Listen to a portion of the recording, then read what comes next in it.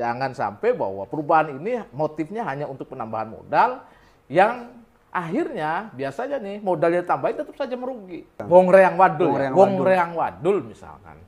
Ini konsepnya seperti apa? Indramayu mengaji, betul. Indramayu beribadah, Indramayu berzakat. Saya sempat sentil itu. Ini kayaknya mengambil alih program Majlis Taklim gitu kan.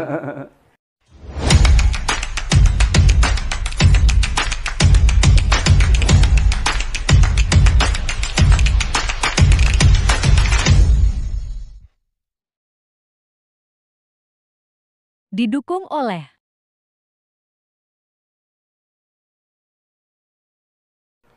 Assalamualaikum warahmatullahi wabarakatuh kepada sahabat Jendela Iwo dimanapun berada.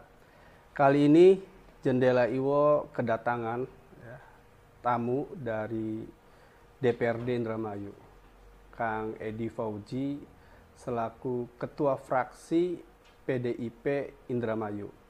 Nah, pada podcast kali ini kita akan berbincang-bincang berkaitan dengan 100 hari jalannya pemerintahan Luki Hakim Saifuddin. Nah, teman-teman, sudah ada beberapa ya gebrakan-gebrakan dari Bupati Luki Hakim ketika menjabat. Salah satunya tadi ya sempat viral ya kan, pergantian nama alun-alun Puspawangi ya kan, pergantian nama tol Indrajati menjadi Kertaayu gitu ya, dan lain sebagainya teman-teman. Langsung saja kita berbincang-bincang dengan Kang Edi Fauji. Selamat datang Kang Edi Fauji. Selamat datang. Alhamdulillah sehat Kang Edi. Alhamdulillah. Iya Kang Edi. Nih Kang Edi selaku oposisi nih di pemerintahan kali ini Kang Edi.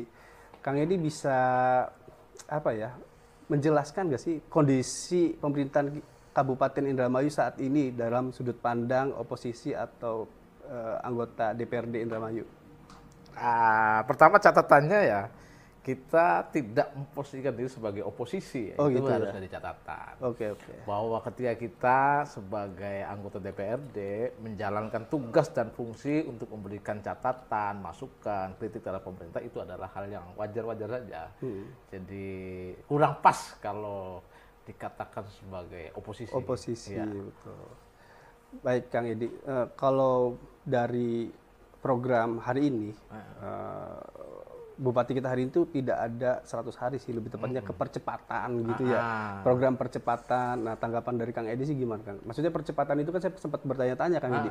Cepatnya berapa lama kan gitu ya Kang Edi? Jadi memang kita kemarin dalam rapat paripurna untuk penyampaian pandangan umum fraksi terkait tentang nota kesepahaman Bupati ya tentang RPJMD itu, memang kita memberikan catatan. Salah satunya adalah 100 hari kerja. Walaupun memang tidak ada aturannya 100 hari dan sebagainya. Tapi minimal kita bisa mengetahui dalam jangka 100 hari ini Bupati ini sudah mengeluarkan kebijakan apa yang itu menjadi arah kebijakan yang akan dilakukan oleh Bupati 5 tahun ke depan. Jadi 100 hari ini kan minimal sudah ada fondasinya. Kita bisa lihat dalam 100 hari ini melakukan apa saja yang itu menjadi, kita bisa melihat bahwa ini arahnya mau ke sini nih. Nah, sementara dalam 100 hari kerja ini kita belum melihat hal-hal yang signifikan terkait pada realisasi visi misi dan program kerja yang dijanjikan oleh Bupati Luki dan Saifuddin. Kita belum melihat itu gitu kan. Kalau yang tadi sampean katakan bahwa ada gebrakan terkait merubah nama, saya pikir itu bukan gebrakan lah ya. Hal yang biasa.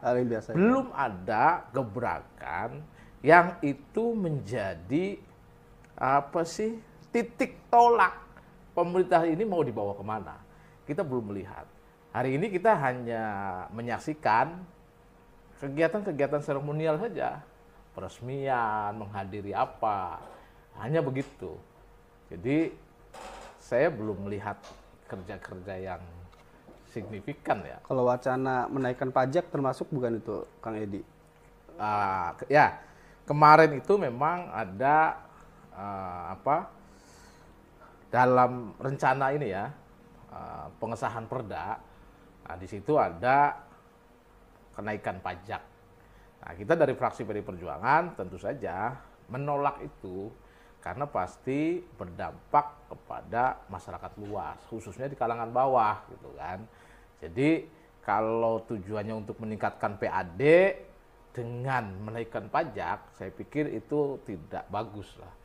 Saya sih menyarankan bahwa kalau mau menggenjot PAD, ada ruang lain. Salah satunya adalah BUMD yang itu memang tugasnya untuk mencari profit, berusaha mencari profit yang ketika profit itu didapat itu untuk masuk di PAD. Jadi lebih ke sana sebenarnya. Jadi kalau menaikkan pajak ya itu nggak baik karena kalau hanya dengan menaikkan pajak kan ini kan jalan pintas. Iya betul, Kang. Artinya pemerintah tidak kreatif. Bagaimana bisa menghasilkan pendapatan dengan cara-cara yang lebih kreatif lah. Tidak hanya dengan jalan pintas gitu. Tapi kan hari ini udah BUMD ini udah mulai digerakkan kembali, yang seperti BWI sudah ada direksinya lagi. Ya tentu kita apresiasi ketika niatnya membangunkan kembali BUMD yang ada. Tinggal kan kita lihat perjalanannya seperti apa nih. Ketika misalkan dipilih direksi baru dan kemarin mengusulkan perda tentang perubahan perda terkait tentang BWI. Usahanya mau diperluas. Ya, kita coba mau kaji dulu visibility bisnisnya bagaimana. Terus juga ngomongin yang terpenting lagi adalah ngomongin kompetensi dari jajaran direksinya ini. Bagaimana punya political will, punya goodwill untuk bagaimana memajukan BUMD ini untuk menjalankan usaha secara profesional, akuntabel kan gitu, sehingga bisa menghasilkan profit. Kalau kita lihat dari perjalanan awal ketika ini ada rekrutmen, Oh iya betul, Kang. rekrutmen calon direksi saja, kan rekrutmennya Tertutup ya, agak tertutup dalam tanda kutip ya kan. Iya. Tahu-tahu sudah, oh ini ada 10 Kandidat, besar iya. kandidat yang harus kita akui gitu. Bahwa kandidat dan bahkan yang terpilih itu ya semuanya adalah relawan, tim sukses, partai pengusung. Nah maka ini diuji ngomongin profesionalitasnya ya kan.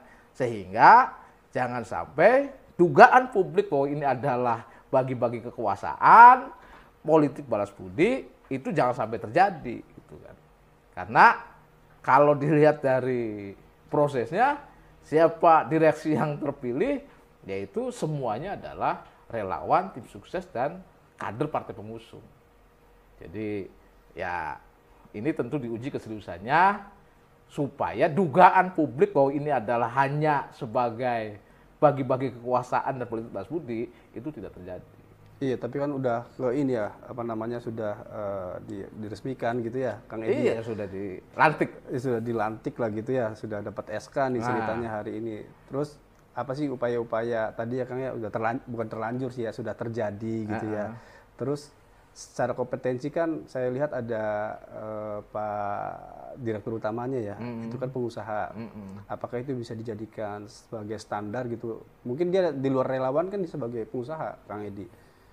Kita tetap husnudon saja, berprasangka baik terkait niatnya. Makanya kan kita nanti uji nih dalam perjalanannya. Kemarin mengusulkan rencana perubahan terkait tentang BWI gitu kan, BUMD BWI, ya kita akan kaji dalami.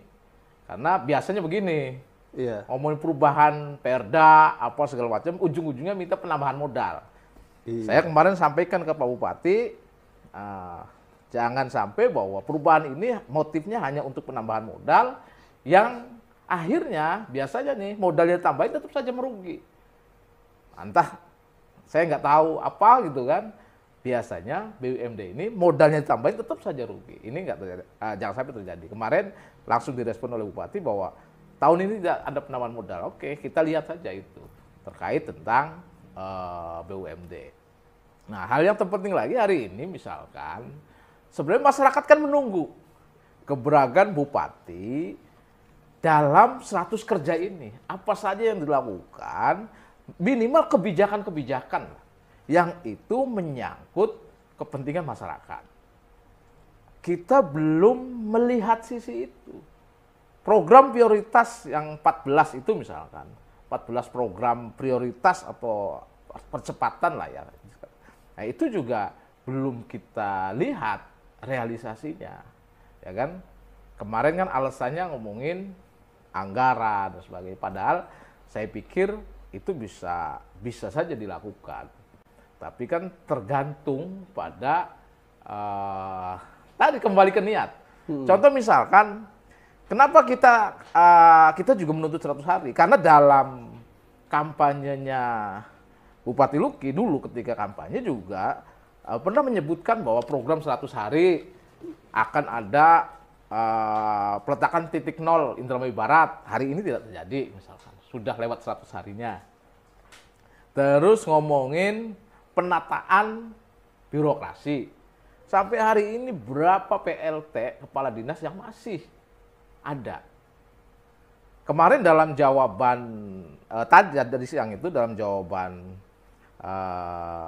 Bupati terkait tentang pandangan umum fraksi, alasannya normatif bahwa rotasi mutasi itu atau promosi bisa dilakukan ketika sudah 6 bulan menjabat.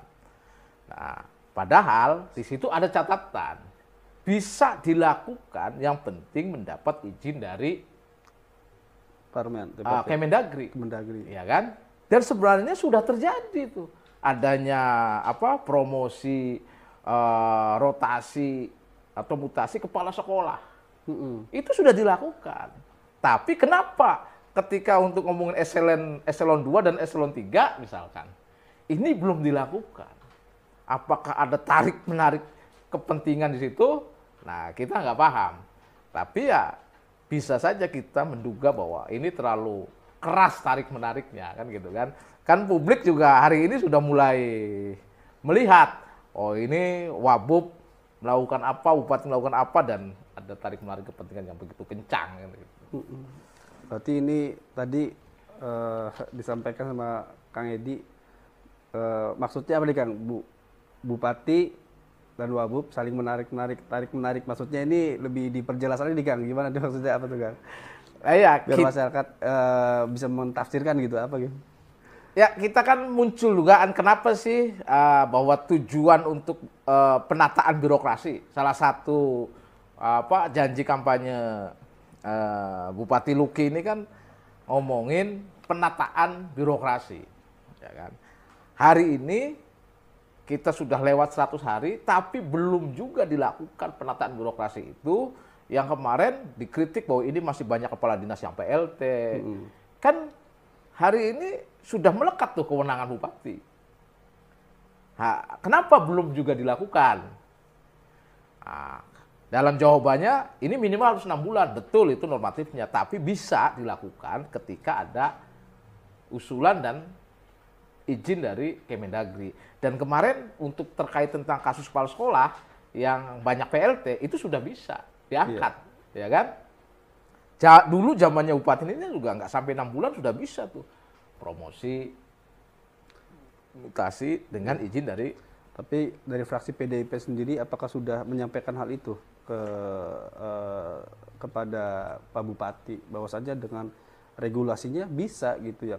Kenapa? Masa alasan Bupati kan menyampaikan alasannya harus nunggu 6 bulan gitu. Iya. Tapi sudah dikasih penjelasan belum sama fraksi? Sudah. Kemarin itu dalam pandangan umum fraksi sebenarnya tidak hanya PDI Perjuangan yang memberikan catatan terkait tentang kinerja Bupati selama 100 hari ini kan. Ada fraksi-fraksi lain, misalkan fraksi Golkar memberikan catatan terkait tentang kosongnya jabatan di dinas yang masih PLT. Dari fraksi PKB juga sama. Lagi-lagi Bupati menjawab harus nunggu 6 bulan. Nah, itu kan jawaban yang normatif. Padahal di Permendagri nomor 73 kalau nggak salah tahun 2016 itu bisa dengan izin dari Kemendagri dengan tentu alasan yang mendesak dan sebagainya. Karena apa? Kalau masih banyak diisi PLT itu kan kewenangannya tidak Terbatas itu. iya, kewenangannya sangat terbatas, sementara kita butuh melakukan percepatan-percepatan. Itu pada program misalkan ini program terkait tentang penataan birokrasi. Jadi kita mau mengomentarin apa gitu kan, karena ya kerja-kerja strategisnya belum dilakukan. Jadi baru kalau kawan-kawan bilang sih ya baru gimmick-gimmick saja, saya melakukan ini, saya melakukan ini, tapi faktanya belum bisa dilakukan. Iya, iya. Begitu. Gimmick-gimmick biar kelihatan mungkin Kang kerja gitu ya Kang ya, seperti itu. Iya, kayak misalkan kita mau melakukan audit terhadap Itu audit kan sudah dilakukan Kang. Lah Audit iya, kan sudah dilakukan. kita mau melakukan audit terhadap kepala desa, Iya. ya kan? Padahal itu kan rutin sebenarnya dilakukan oleh inspektorat. Nah, karena ini tidak ada progresnya, akhirnya kan memicu masyarakat untuk melakukan demo misalkan. Karena dianggap, oh ini belum nih dilakukan audit dan sebagainya. Muncullah demo di beberapa desa. Ya ini juga akhirnya kan bikin tidak kondusif. Dul Kang. Wong Reang Wadul, Wong ya? Reang Wong Wadul. Reang Wadul misalkan. Ini konsepnya seperti apa? Iya, Kalau dulu kan ada ICETA misalnya, Indramayu Cepat Tanggap. betul. Di situ tertera nomor teleponnya. Kayak Dok Maru ya Kang ya. Ya, nomor teleponnya apa nih ketika kita mau ada pengaduan terkait Wong Reang Wadul, selain menyediakan layanan hotline, kalau saya punya saran itu ya seperti yang dilakukan oleh dulu Ahok itu, ada misalkan diberikan kesempatan di setiap hari itu masyarakat bisa datang ke pendopo atau datang ke kantor kecamatan untuk di situ menyampaikan apa yang menjadi harapan masyarakat, dan itu secara tidak langsung menyerap aspirasi apa yang menjadi keinginan masyarakat. Kalau itu bisa dilakukan, itu ya sangat keren gitu kan. Jadi selain layanan hotline kepada setiap dinas, ketika ada kendala terkait tentang layanan birokrasi bisa lebih cepat melalui layanan hotline itu, atau diberikan ruang untuk masyarakat bisa bertemu dengan bupatinya, dengan camat untuk menyampaikan apa yang menjadi aspirasinya. Tinggal ditentukan waktunya hari apa misalkan, apakah di pendopo atau kantor kecamatan, atau bupatinya misalkan ke desa untuk di situ kumpul dengan warga mendengarkan apa yang menjadi harapan masyarakat, tapi dibuat secara rutin. Itu saya pikir akan lebih mengena gitu kan terkait tentang program Wong Reang Wadul itu. Apa sih Wong Reang Wadul? Ini kan sebenarnya bagaimana memberikan kemudahan akses layanan terhadap masyarakat. Ketika ada persoalan layanan kesehatan yang berbelit-belit, maka di situ tinggal masyarakat bisa mengadu ke nomor yang mana. Iya. Ketika misalkan mengurus perizinan susah, masyarakat bisa mengadu ke mana. Hari ini tidak ada layanan hotline-nya. Iya betul. Ketika ada masalah, mau mengadu kemana? Akhirnya kemana? Ke Dewan. Wah, saya ini mau berobat ke rumah sakit, susah apa? Karena apa?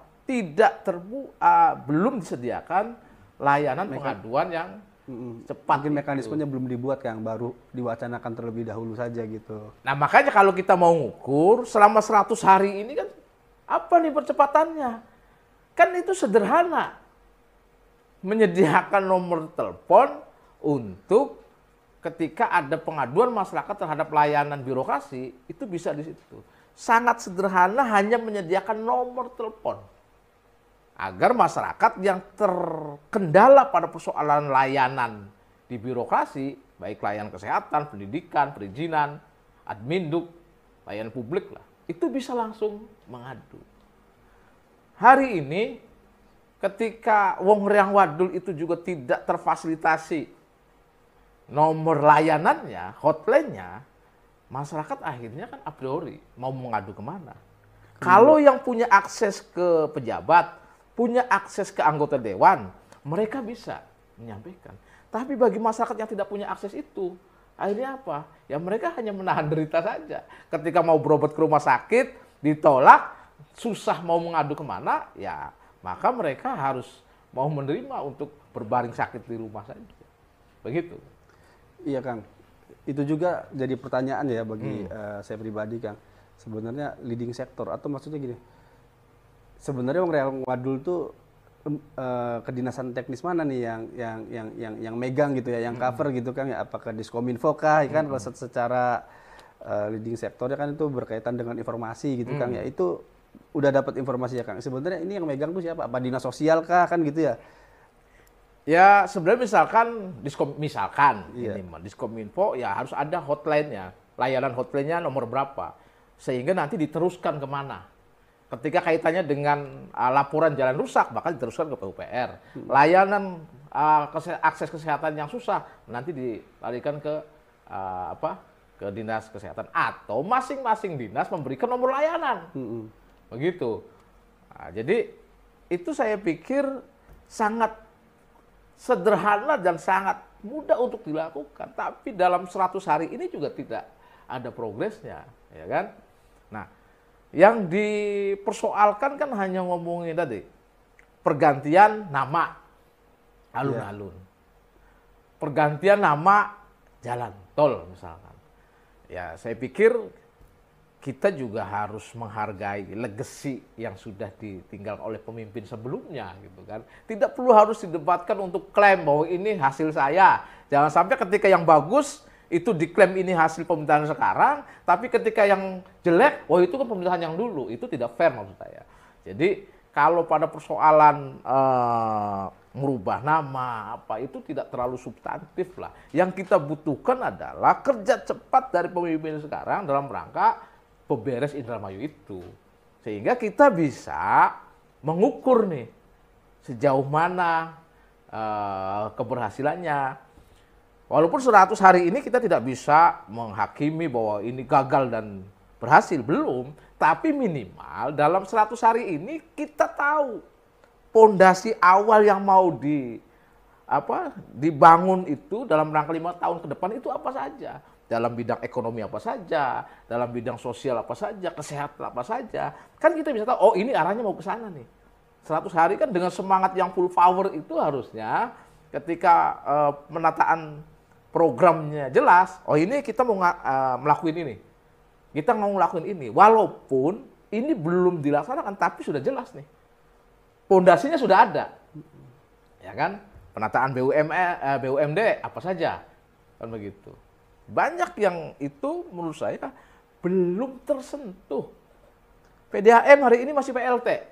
Padahal keluhan masyarakat terkait air yang keruh, harga yang mahal. Betul. Ya kan? Dan akhirnya nggak keluar. Harga keluar. Ya kan?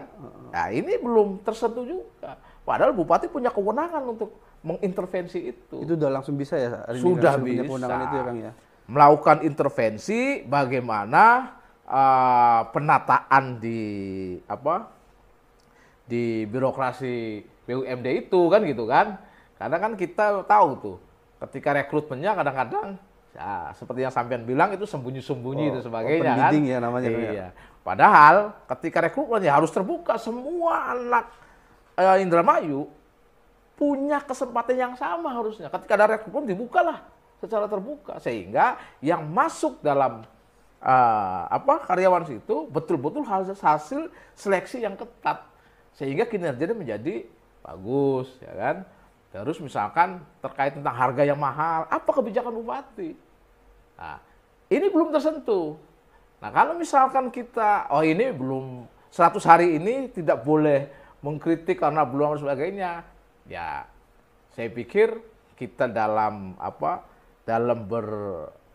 mengelola negara ini, mengelola daerah ini, tentu harus saling memberikan masukan. Pemerintah daerah misalkan Bupati dan DPRD ini kan mitra. Betul. Mitra penyelenggara pemerintah daerah yang ini hanya dibedakan pada tugas dan fungsinya saja. Bupati karena sebagai eksekutif itu tugasnya mengeksekusi apa yang menjadi program-program. Karena pengguna anggarannya adalah Bupati. Betul. Yang memiliki kebijakan untuk menentukan langkah konkretnya adalah Bupati. kita di DPRD hanya menyiapkan regulasinya, memberikan pengawasan ketika ini namanya juga mitra. Betul. Ketika ada yang tidak pas, tidak sesuai dengan peraturan perundang-undangan, kita memberikan catatan, Pak Bupati, mohon maaf ini tidak sesuai misalkan. Oh, ini tidak sesuai dengan tujuan awal. Oh, ini memberatkan masyarakat. Itu kita punya kewajiban untuk memberikan catatan, memberikan kritik gitu. Namanya juga kan mitra. Betul. Berarti kita punya tujuan yang sama sebenarnya, hanya dibedakan oleh tugas dan fungsi. Kalau kan saya sering bilang, apa Dewan sukanya ngomong saja katanya kan. Justru ngomong itu kita sedang menjalankan kerja-kerja kita. Bagaimana memberikan pengawasan, catatan terhadap bupati. Nah, kan kita pasti punya tujuan yang sama, pengen Indramayu maju, pengen Indramayu melakukan percepatan. Nah, kita dukung tuh pada persoalan aturannya, persoalan anggarannya, kita dukung. Tapi ketika ada yang tidak sesuai, kita juga punya hak untuk memberikan catatan-catatan itu, memberikan kritik. Kenapa? Supaya ini tidak tergelincir.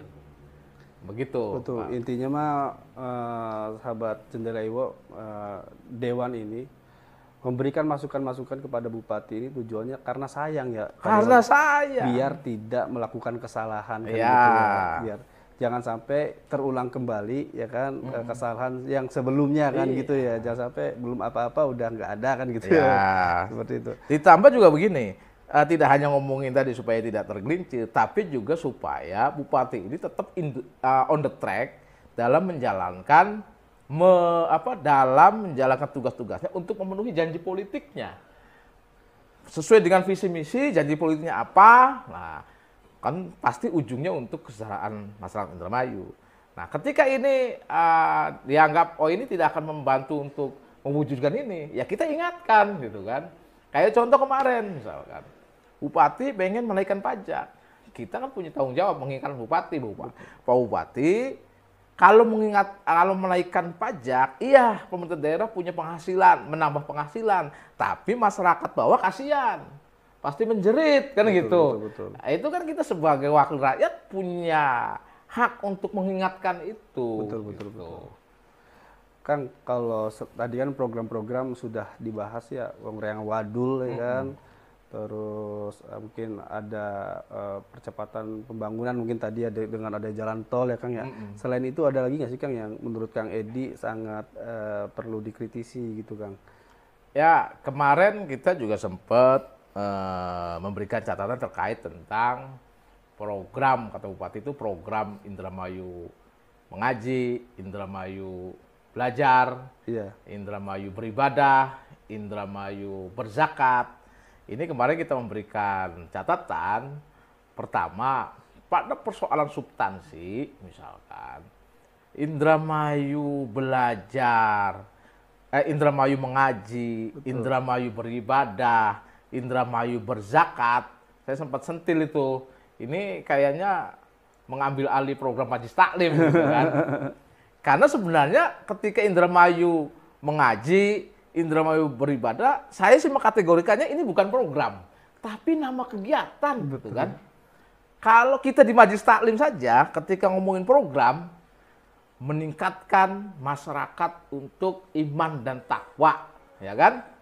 Kegiatannya apa? Indramayu mengaji, Indramayu bersolawat, Indramayu belajar. Sehingga kita punya ukuran keberhasilan, indikator keberhasilan apa? Oh, ketika orang banyak ngaji berarti iman dan takwa masyarakat meningkat, ya kan? Itu program ditindak dalam sebuah kegiatan.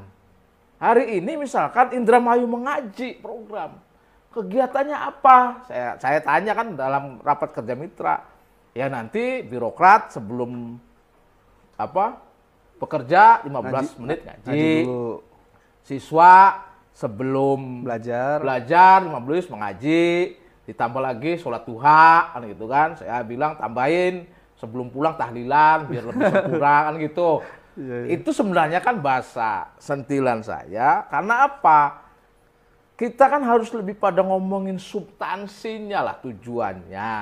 Ya kan? Ketika kita ingin anak-anak kita pintar mengaji, kalau hanya mengklaim programnya apa?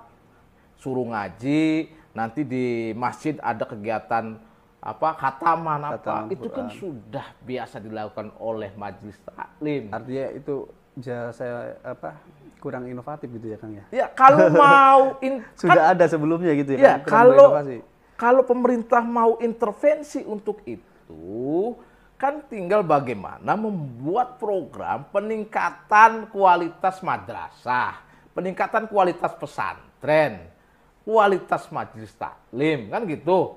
Nah, itu ngomong substansi lebih penting. Terus yang kedua, pada persoalan ininya saja. Untuk mengukur indikator keberhasilannya apa? Karena di situ dari program, visi, misi, program kan, indikatornya jelas. Indikatornya adalah peningkatan IPM. Anak-anak suruh ngaji untuk mengukur keberhasilannya apa nih? Untuk meningkatkan IPM. Iya. Ya kan? Susah mengukur keberhasilannya. Nah, maka ini ya tentu perlu dikaji secara mendalam nih. Jadi jangan sampai misalkan pemaknaan religiusitas itu lebih pada ngomongin pendekatan formalitas saja gitu kan. Tapi bagaimana ngomongin substansinya, ya kan? Terus juga bisa diukur. Ini kan pemerintah yang ketika merumuskan sebuah program ada ukuran indikator keberhasilannya apa saja, kan gitu kan? Nah, supaya masuk gitu. Ini Kang, ada juga program maupun janji Bupati itu Kang pada masa kampanye kemarin yang namanya Satu Desa Satu Sarjana Kang. Mungkin pernah dengar nggak Kang ya? Iya. Nah itu kalau menurut Akang gimana ya? Kalau menurut saya pribadi ya Kang ya, selaku masyarakat itu kan pasti terjadi Kang. Sekarang di desa-desa itu orang udah mulai keinginan belajarnya udah cukup tinggi gitu ya untuk meningkatkan pendidikannya gitu ya.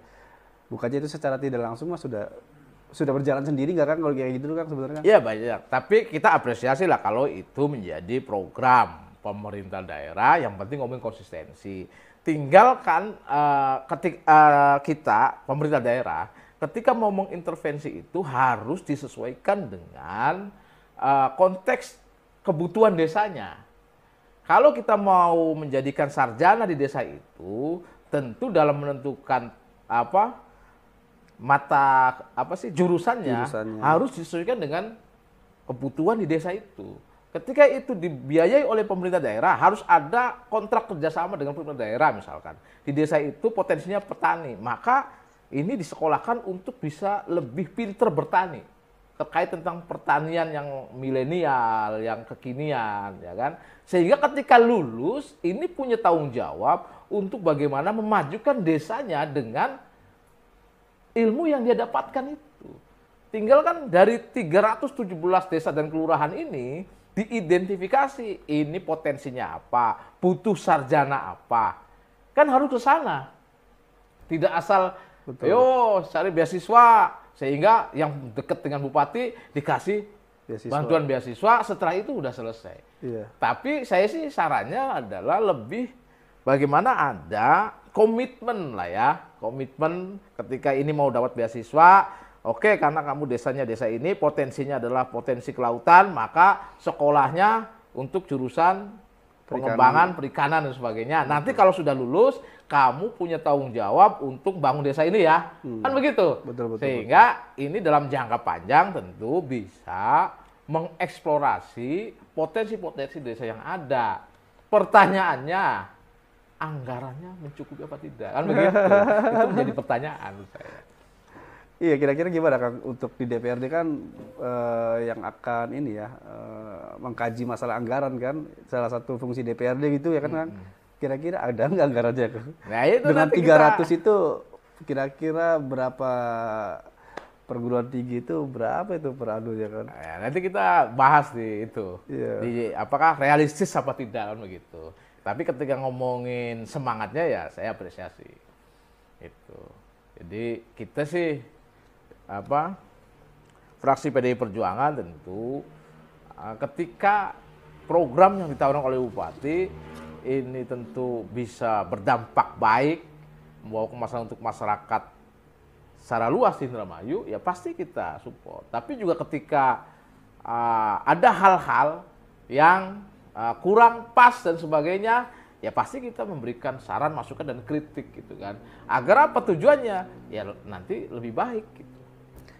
Kalau dilihat ya Kang ya, dari saya baca sosial media gitu ya Kang ya, saya baca pemberitaan hari ini PDIP kritis banget nih sama pemerintahan ya hari ini ya, Bapak Luki Saifuddin gitu ya.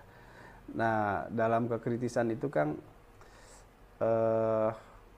apakah karena keoposisiannya itu atau bukan gitu Kang? Artinya apa Kang gitu? Ya kita di fraksi PD Perjuangan, fraksi ini tentu punya tanggung jawab menjalankan tugas dan fungsinya, ya kan, untuk bagaimana menjadi mitranya kepala daerah, bupati. Sebagai mitra, tentu ketika ada hal-hal tentu yang menyangkut hajat hidup orang banyak, ada kepentingan rakyat ini diabaikan, ya kita juga wajib untuk kritis itu dalam rangka menjalankan tugas dan fungsi kita sebagai wakil rakyat gitu. Kayak contoh kemarin lah, ketika ada inisiatif membangun dalam perda itu akan meningkatkan pajak, dan saya dapat keluhan banyak masyarakat bahwa pajak itu memberatkan, ya kita menyampaikan bupati ini tidak sejalan dengan kehendak masyarakat. Ini akan membebani masyarakat, maka kita protes agar apa? Bupati tidak tidak dikomplain oleh rakyat kan gitu. Karena kita kritis itu bukan karena kita tidak suka bupati, tapi karena sayangnya terhadap bupati, mengingatkan bahwa apa yang dilakukannya itu nanti akan menjadi beban di masyarakat. Begitu, Kang. Berarti saya tanyakan nih makanya sama Kang ya. PDIP siap berarti berkolaborasi dalam membangun Indramayu di pemerintahan hari ini gitu Kang. Jadi terkait tentang berkolaborasi atau kalau itu berkaitan dengan kepentingan masyarakat dan sesuai dengan tujuannya untuk kebaikan di masyarakat, pasti kita akan siap berkolaborasi kan gitu kan. Tapi juga jangan menghakimi kita ketika kritis terhadap kebijakan-kebijakan yang itu kita anggap tidak pro rakyat. Kan harus fair begitu. Karena ketika kita menyampaikan apapun itu pasti dalam forum resmi, ya kan? Dan sedang menjalankan tugas dan fungsi kita sebagai wakil rakyat gitu. Jadi jangan sampai ketika kita memberikan catatan, masukan, otokritik, itu dianggap kita tidak suka dengan bupati, tidak. Tapi dalam rangka meluruskan, kan begitu. Karena sebagai mitra kita harus saling mengingatkan. Kalau baik ya pasti itu kayak kemarin misalkan ada perda terkait tentang rencana perda penanganan sampah, pengolahan sampah. Karena kita menganggap bahwa masyarakat itu sudah mulai resah dengan pengelolaan sampah yang tidak baik, maka kita setuju untuk dibuatkan aturan terkait pada pengelolaan sampah agar sampah ini bisa dikelola oleh baik. Kita setujui gitu kan. Tapi ketika ada dalam konteks lain ada rencana perda untuk menaikkan pajak, ya kita tidak setuju karena pasti membebani rakyat gitu. Jadi sesuai dengan konteksnya saja, Kang. Jadi saya sih tidak mau bahwa oposisi apapun yang dilakukan pemerintah salah, enggak. Kita fair saja. Kalau pemerintahnya itu yang dilakukan itu baik, ya pasti kita dukung. Baik dari persoalan anggarannya kita setujui, aturannya kita setujui kan gitu kan. Tinggal pengawasannya kalau salah ya kita ingatkan. Karena kita punya tujuan yang sama, membangun daerah ini gitu kan. Kita nggak mau kan, karena bupati salah kita biarkan saja. Ini juga akan mencelakai. Kan bupati harusnya berterima kasih kepada kita yang selalu mengingatkan. Betul. Kan ada juga kelompok yang siap seolah baik, tapi kan akhirnya menjerumuskan nggak baik nanti untuk bupati. Jadi ABS ya Pak ya? Lah iya, asal bupati senang ya kita nggak mau begitulah. Kita punya tujuan membangun Indramayu yang katanya tingkat kemiskinannya masih di bawah kan gitu. Ya ayo kita bareng-bareng membenahi itu dengan program-program yang tadi rasional, terukur kan gitu, tidak serampangan kan? Betul. Sehingga dalam 5 tahun ini programnya apa saja, capaian 1 tahunnya apa, 2 tahun apa. Kan kalau terukur kita mengevaluasinya gampang, begitu. Jadi tidak asal serampangan. Ini kan kita dalam melangkah itu kan pasti diatur oleh undang-undang dan peraturan-peraturan yang lainnya, begitu kan. Baik, Kang Edi, tadi udah hampir semuanya dibahas nih, Ya. Kang Edi ya. Ada yang mau dibahas lagi Kang Edi di sini, Kang Edi kira-kira? Terkait apa? Kalau saya lihat tadi udah dibahas semua Kang Edi, Ya. seperti oh ya ini ada juga yang namanya petani sejahtera, ya kan, pasar masyarakat, perizinan. Nah, Bupati hari ini Kang Edi menyampaikan bahwasannya dia telah menandatangani banyak perizinan. 1000 atau berapa gitu ya, perizinan dipermudah oleh Bupati hari ini. Itu kan mungkin salah satu membantu masyarakat ya dalam meningkatkan ekonominya itu. Apakah menurut Kang ini penilaian yang seperti apa? Dalam hal dipermudah saya sepakat, harus dipermudah dan cepat saya sepakat. Tapi jangan sampai kan gitu kan mengabaikan aturan-aturan yang ada kan gitu kan. Kayak harus dilihat terkait tentang apa? Studi terkait tentang lingkungannya kan gitu. Itu juga harus diperhatikan. Jadi ngomongin perizinan ini jangan sampai hanya asal memberikan perizinan tapi tidak menghitung dampak lingkungan di masyarakatnya. Menurut saya sih kalau ngomongin perizinan untuk dipermudah sepakat, tapi juga jangan sampai mengabaikan kajian terkait dampak terhadap lingkungannya. Itu penting. Akses perizinan harus dipermudah ya. Dan saya melihat bahwa akses-akses lainnya juga harus dipermudah, gitu kan? Seperti apa, Kang? Akses layanan adminduk, ya kan?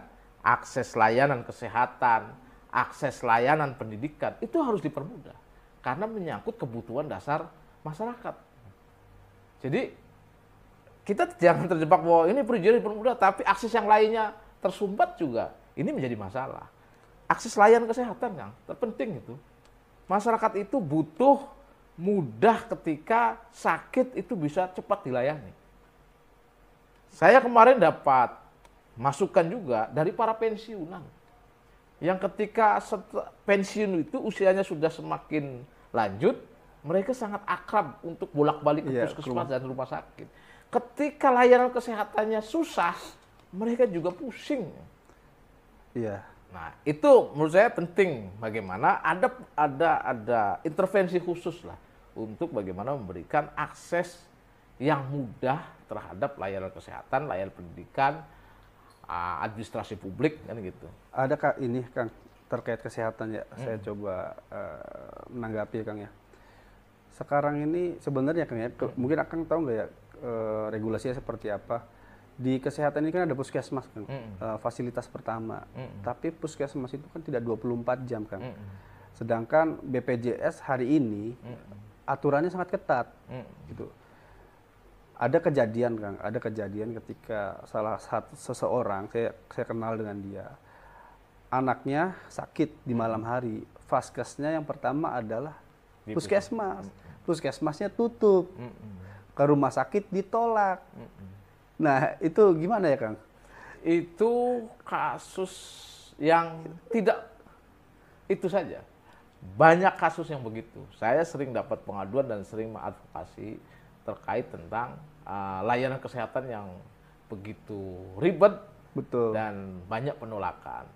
Jadi sebenarnya kan kita dengan dinas ya, dengan eksekutif ini, ayo bagaimana meningkatkan pelayanan kesehatan itu, apa nih kebutuhannya. Kalau kemarin ada UHC, bagaimana menopang UHC itu kan gitu kan. Oh butuh anggaran. Berapa totalnya? 90 miliar. Kita kasih, kayak gitu kan. Yang penting pelayanannya gampang, gitu kan. Tapi ketika misalkan, tapi faktanya ini banyak masyarakat yang masih tertolak karena dianggap belum gawat darurat, kan Iya, gitu. betul. Nah ini yang menjadi masalah karena dinas maupun rumah sakit kadang-kadang punya alasan bahwa ini ada Permenkes yang mengatur tadi tentang kegawat daruratan. Ya nggak masalah sih Kang, artinya untuk rumah sakit harusnya gawat darurat. Setidaknya fasilitas pertamanya itu ya Kang, ya puskesmasnya Di itu puskesmas, ada. iya. Persoalannya hari ini kan tutup Kang, bisa dicek lah nanti Kang pulang nih dari Iya. sekarang dari lokasi ini dicek satu-satu. Kayaknya puskesmas sudah tutup. Betul.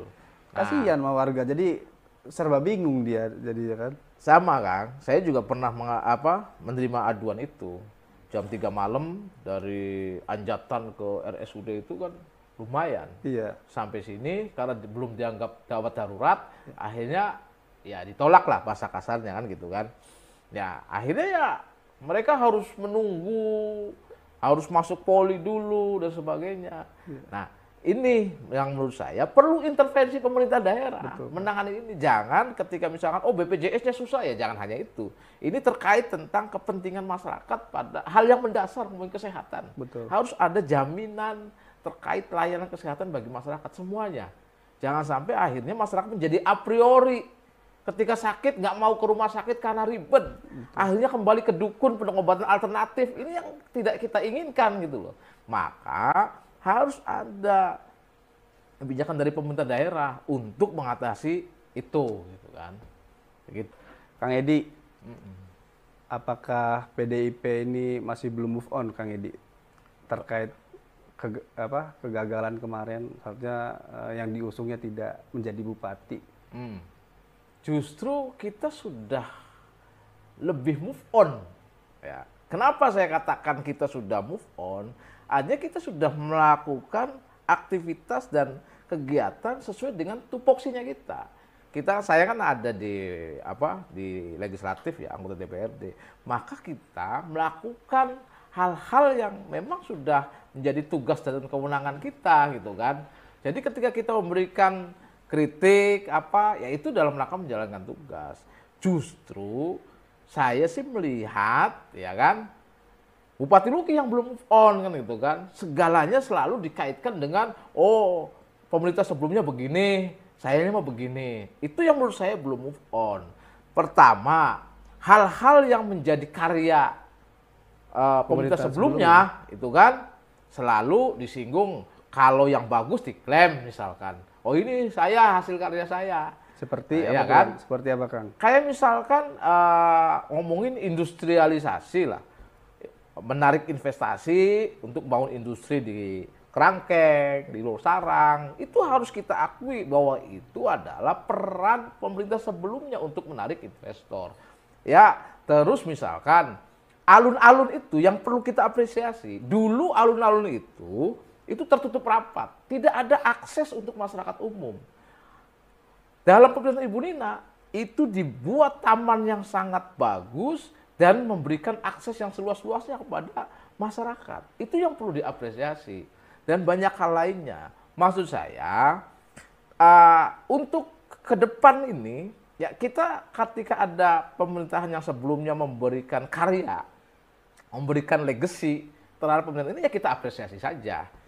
Yang sudah baiknya dilanjutkan, yang belum berhasil tinggal bagaimana diperbaiki.